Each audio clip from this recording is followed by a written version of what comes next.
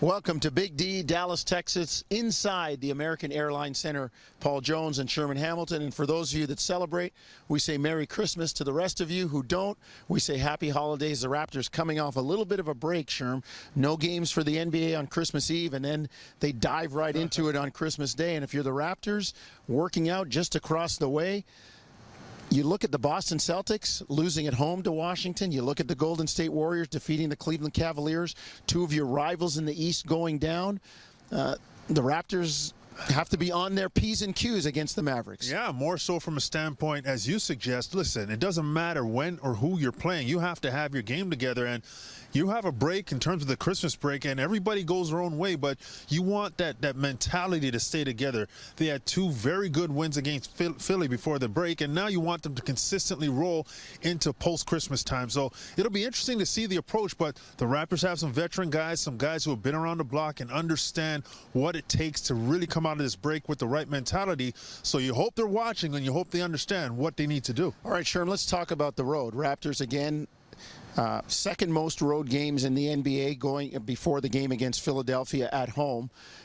They get back into it. Games 19 and 20 on the road on this trip in Dallas and Oklahoma City. And then they continue to roll at home.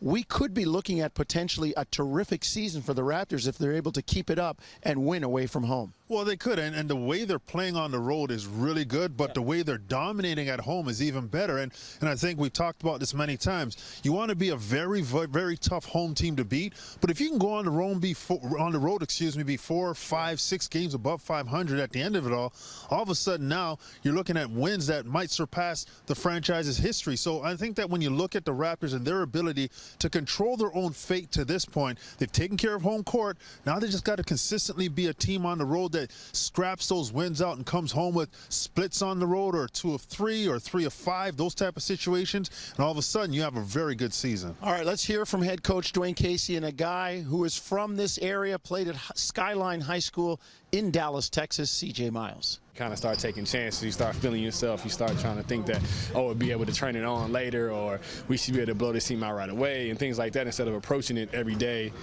with a professional approach. And I think that's the biggest thing that we have to continue to do, is just approach every night like any team can beat us, and we're trying to get to our ultimate goal, which only sharpens you down the road. Now, I've always said this, and I'll continue to say it: any team can beat any team on any given night if you don't bring the approach, a proper approach, the professional approach in this league.